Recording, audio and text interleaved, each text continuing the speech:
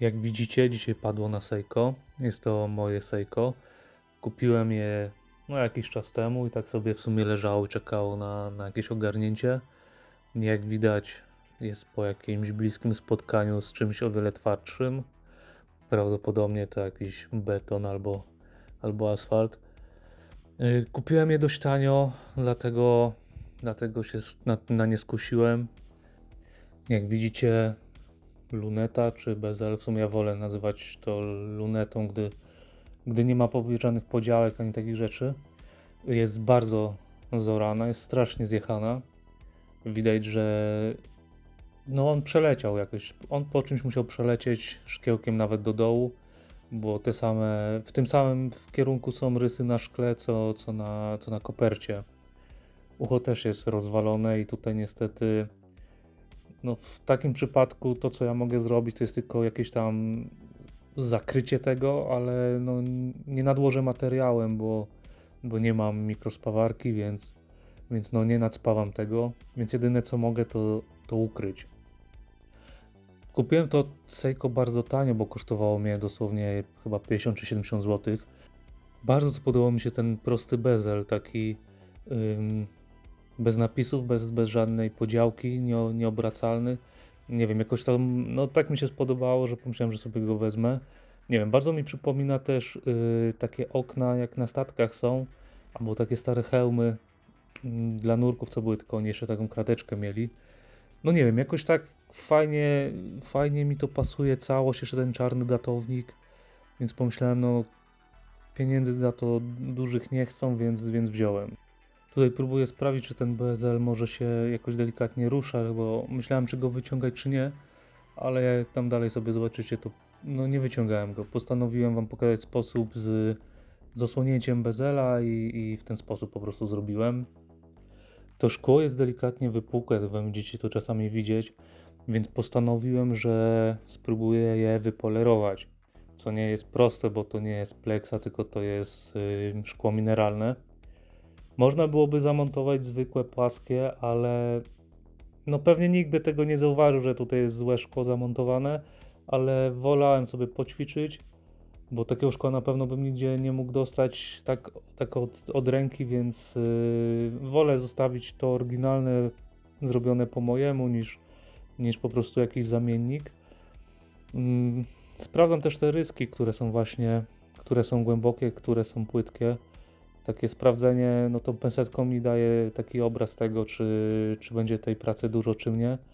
Wiadomo, że można teraz jeszcze tą pensetką coś porysować, ale to jest tak mała szansa, że trudno, tym bardziej, że i tak to wszystko będzie polerowane. Ja używam obrotowego papieru, więc jeżeli ktoś chce, śmiało może sobie to robić, ale polecam zacząć ręcznie to robić, bo wtedy ma się lepsze wyczucie. Mniej błędów można popełnić w szybkim przedziale czasu, bo jednak ja też pracuję na niskich obrotach, ale można tutaj po prostu tak pojechać, że później się siedzi 2 czy 3 godziny, żeby to doprowadzić do ładu i składu. Ja będę też przyspieszał te filmiki, żeby trochę to lepiej wyglądało, bo niestety to wszystko zajmuje bardzo dużo czasu, więc to, że ja w trakcie mówię, to i tak mi to nic nie daje, bo później muszę osobno ten tekst podłożyć. Możecie sobie przy okazji zerknąć na godzinę i zobaczyć, ile trwa taka zabawa. Tutaj wstępnie chcę sobie spolerować ten bezel, żeby tylko zobaczyć, w którą stronę, jak biegną te rysy. Teoretycznie ten bezel miał takie szczotkowanie, więc postanowiłem w drugą stronę na razie zacząć polerowanie, bo ten ruch jest odchodzący, a tamten był dochodzący do środka. W sensie tamten wzór szczotkowania. Teraz widać. Jak widzicie, tak jak myślałem, jest sporo takich rys głębszych. Ale cóż, trzeba chwilę popracować i zobaczymy.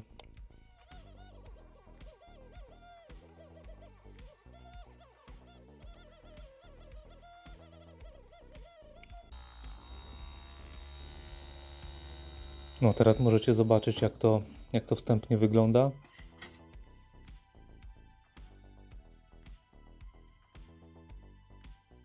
Chyba wam tutaj jeszcze przybliżę nawet. No jak widać jest teraz o wiele więcej rys, ale są to rysy po tym wstępnym polerowaniu. I tutaj pokazuję właśnie, że są takie głębsze, którymi trzeba się zająć, które może ledwo widać. Tym bardziej, że fokus się skupił na palcu, a nie na kopercie. No ale jak widzicie, mam nadzieję, że widzicie, są takie drobne ryski. Tym wszystkim trzeba się zająć, bo później, nawet jeżeli ich teraz za bardzo nie widać, to później przy połysku na przykład one są bardzo widoczne. Więc zawsze trzeba się pozbyć nawet tych najdrobniejszych. Trzeba dokładnie patrzeć sobie pod światło, żeby to wszystko zauważyć. Po pewnym czasie po prostu będziecie sami to zauważać, jeżeli będziecie to robić, ale no nie można pominąć takich rzeczy.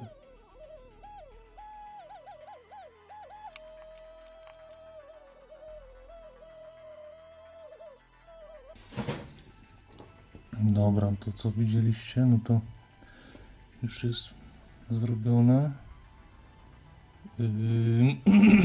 Polegało to na tym, żeby usunąć wszystkie głębokie rysy.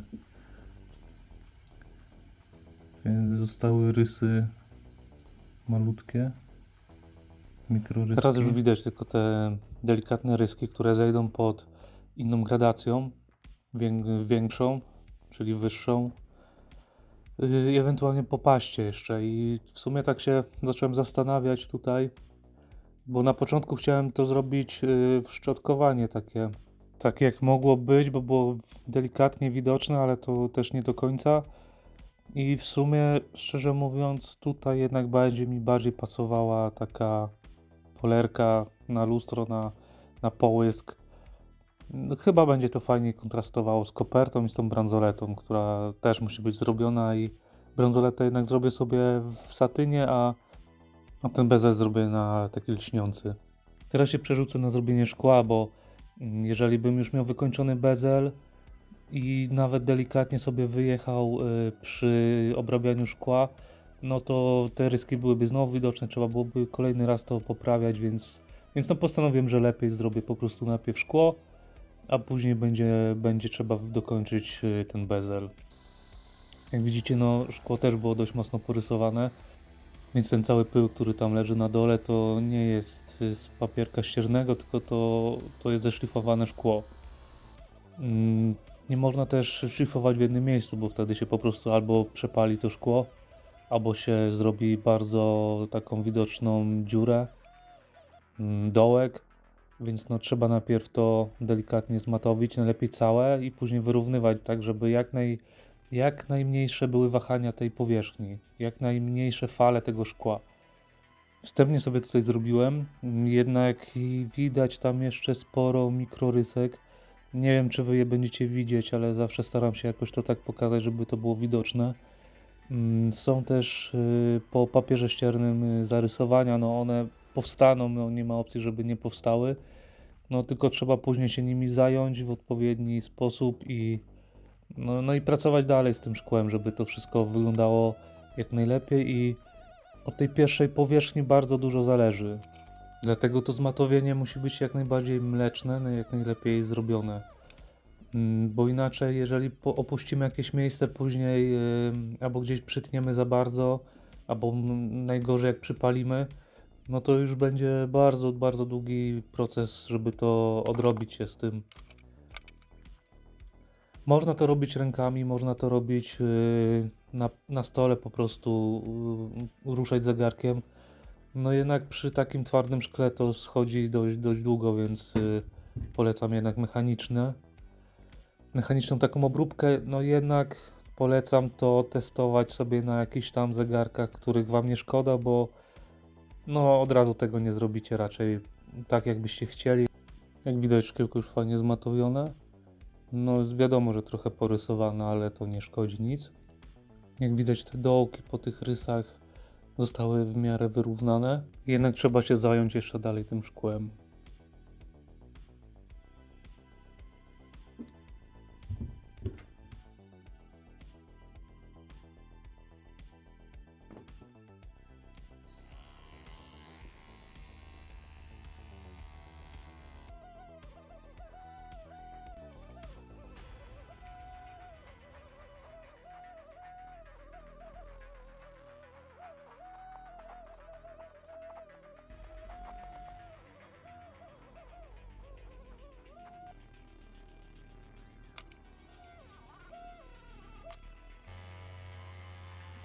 No i tutaj właśnie widzieliście, że zmieniałem te gradacje na coraz wyższe, dzięki czemu te rysy są coraz gęstsze. Dzięki temu znowu to szkło robi się coraz bardziej przejrzyste, a nie mleczne. W pewnym momencie właśnie widać, jak tak przechodzi z tego matowego szkła na takie w sumie już prawie że wypolerowane. I to samym papierem ściernym, bez żadnej pasty. Pamiętajcie, że pasty, pasty są przeważnie tłuste, więc ten efekt po paście jest o wiele lepszy, ale też tylko do momentu, aż ten olej, tłuszcz, który jest zawarty w tej paście, nie zostanie usunięty. Więc jeżeli niektórzy tam, nie wiem, wysyłają wam filmiki z tym, jak ktoś sobie oblewa jakimś tłuszczem, czy nie wiem, olejem lampy samochodowe, czy jakieś tam szkła i nagle znikają rysy, no to tak, to znikną rysy, ale tylko chwilowo, bo po prostu ta ciecz, ona wygładza powierzchnię, zmienia sposób załamania światła i dlatego te rysy znikają.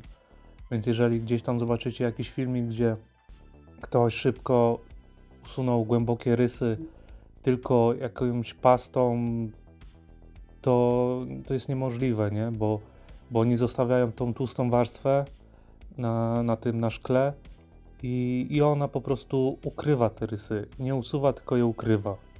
Tak samo z tym zmatowiałym lakierem samochodowym, czy porysowanym lakierem samochodowym, gdzie przejeżdżają szmatką nawet z olejem słonecznikowym i nagle ten lakier świeci, ten lakier jest innej barwy, ten lakier nie jest matowy i wygląda jak nowy.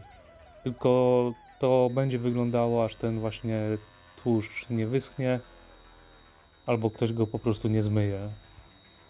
Tutaj była już końcówka, dopieszczanie tych delikatnych rysek, które gdzieś tam jeszcze powstały albo zostały, które można już tą ostatnią gradacją ściągnąć. No i co, no szkiełko raczej już gotowe, nie? Wydaje mi się, że wyszło na tyle przyzwoicie, że można już to tak zostawić. Jak widać już na indeksach przechodzi przez nie całkowicie światło, więc szkło jest spoko. Szkło zostaje, nie ma potrzeby wymiany. Mimo tego, że to trochę trwało i to szkło było twarde, ale efekt jest w porządku moim zdaniem.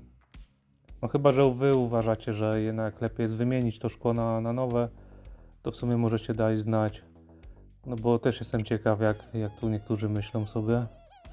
Czy lepiej jest wymienić szkło na jakiś drogi szafir może? Chociaż w sumie tutaj szafir by kosztował 2 razy tyle co ten zegarek. Ale też można było założyć zwykłe szkło mineralne i płaskie. No ale no nie wiem, moim zdaniem tak jest lepiej. Fajnie jakbyście powiedzieli, co wy sądzicie. A tutaj działam właśnie na tym jednym uchu. Niestety, tak jak mówiłem, nie mam tej spawarki. Może kiedyś się dorobię. Więc jedynie mogę zrobić coś takiego, że spróbować wyciągnąć tą krawędź, wyciągnąć ten materiał, przesunąć, jakby nasunąć na te ubytki i spróbować zrobić z tego w miarę kształtną krawędź, taka jak była. Chociaż no, ciężko to wyciągnąć, takie dziury. Wydaje mi się, że wyjdzie to w miarę przyzwoicie, że będzie lepiej niż było. Mniej to będzie widoczne. No wiadomo, że perfekcji nie będzie. No bo perfekcję to trzeba by właśnie ten materiał dołożyć i dopiero nad tym pracować.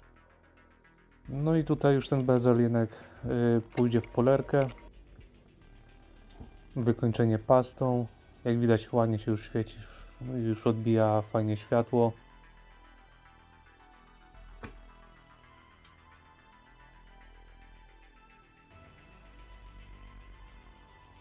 No jeszcze trzeba popracować nad tym.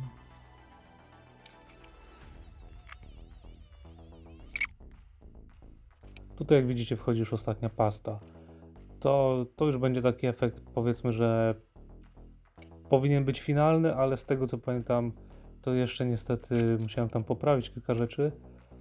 Ale tak czy siak już w takim momencie można to zostawić, jeżeli ktoś wie, że ten zegarek będzie używał sobie na co dzień i tak mi się porysuje. Ja wam tam mówiłem wcześniej o tych pastach, a teraz wychodzi, że sam ich używam. Tak, używam ich, tylko że ja po paście wszystko odtłuszczam. No ale ty zegarek myję w ultradźwiękach. Wy widzicie zawsze efekt końcowy bez tej pasty, bez pozostałości po tych pastach. No i teraz będę zajmował się bransoletą i kopertą. Bransoleta miała naprawdę sporo tych rys. Na szczęście ona będzie w satynie, więc prościej jest wyciągnąć takie rzeczy. Tu przy zapięciu również było bardzo, bardzo dużo rys. Głębszych, płytszych, mikrorysek nawet. Ja wam jeszcze dam porównanie przed i po na sam koniec, więc będziecie mogli sobie zerknąć. Tutaj to jedno ogniwo było był taki zadziór tutaj. A i sorry za palce, ale to już te palce są po tej paście brudne, po tej macie. No i od tych wszystkich narzędzi też się po prostu brudzą. No i nie wiem, czy widzicie tutaj, ale ta krawędź jest po prostu zadarta do góry. Więc chciałem ją delikatnie, cokolwiek z nią zrobić, bo no, czuć było to pod palcami. No najprostszym sposobem jest po prostu ściągnięcie tego, trzeba spróbować ten materiał przesunąć jakby. Więc tutaj sobie działam na tym boku. Teoretycznie mógłbym to zostawić, ale no nie wiem, przeszkadzałoby mi to, więc wolałem poświęcić chwilę i to sobie ogarnąć chociaż trochę. Z takimi pilnikami też musicie uważać, bo są różne gradacje i do tego one są dość agresywne, więc jeżeli takie coś robicie pilnikiem i później chcecie robić połysk, to no jest ciężko to wyciągnąć. Dużo wam pracy zejdzie, żeby potem usunąć te rysy po pilniku, bo nie wiem, czasami potrafią te rysy wejść głębiej w metal, jakby w tą stal i mimo, że polerujecie tą górę, to te rysy są widoczne, mimo tego, że nie czuć ich nawet pod palcem, pod paznokciem.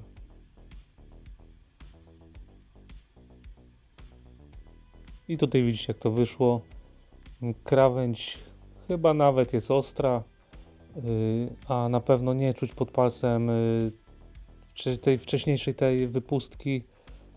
Wyszło przyzwoicie. Wydaje mi się, że jest ok. Trzeba jeszcze wyciągnąć mechanizm. Przeważnie to wyciągnięcie mechanizmu wygląda bardzo podobnie. Trzeba szukać ruchomego przycisku. Bardzo często ten listek się tak jakby przesuwa i go dzięki temu można łatwo znaleźć.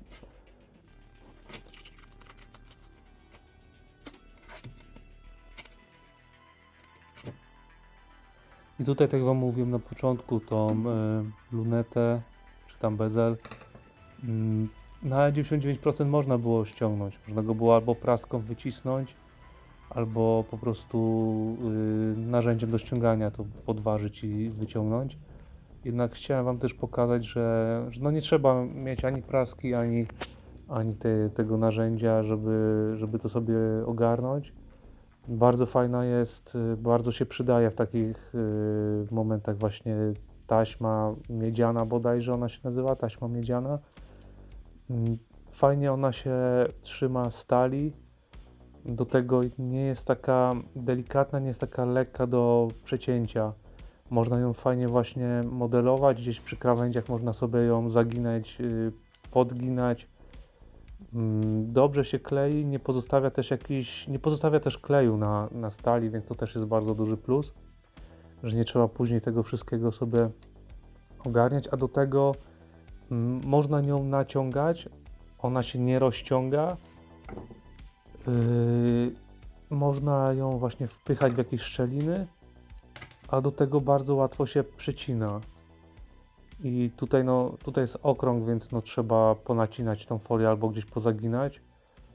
Można zrobić takie, co nie wiem, tam powiedzmy 10 stopni nacięcia i wtedy ten bezel ładniej nam się pokryje, ale tutaj góry już nie musiałem ruszać, więc to jak jest teraz po prostu jest wystarczające. Najważniejsze to jest to, żeby zabezpieczyć ten bezel, żeby nie robić tego z powrotem. No i już po wstępnym takim zmatowieniu, wyrównaniu linii na kopercie i na bransolecie Ja już sobie wtedy szczotkuję. Nie poleruję tego. Kiedyś czasami jeszcze polerowałem właśnie, że usuwałem całkowicie wszystkie jakie były rysy, ale teraz po prostu poprawiam tam, gdzie widzę, że są złe w złą stronę, czy są jakieś głębokie rysy albo odchodzące rysy. Coś, co wiem, że nie nawet po takim no szorowaniu, po takim szorowaniu, po tej wełnie to zostanie. Tylko trzeba pamiętać, że ta taśma też może się oderwać, może się naderwać, może gdzieś tam zahaczyć, więc trzeba uważać na to tak czy siak. Trzeba sprawdzać co jakiś czas, czy przypadkiem nie przeszliśmy przez tą taśmę. No i kontrolować ten ruch. Najważniejsze jest to, żeby robić go w miarę równo, żeby nie robić pod różnymi kątami, bo wtedy narobimy dużo rys i one nie będą wyglądać estetycznie.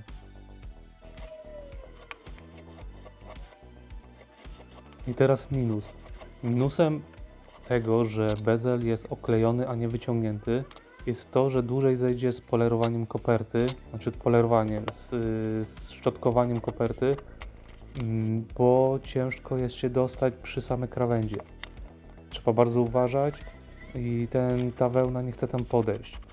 Więc szybciej by było chyba wyciągnąć ten bezel, nawet w tym momencie, ale no już nie chciałem tego robić, chciałem to już dokończyć tym sposobem, jak zacząłem.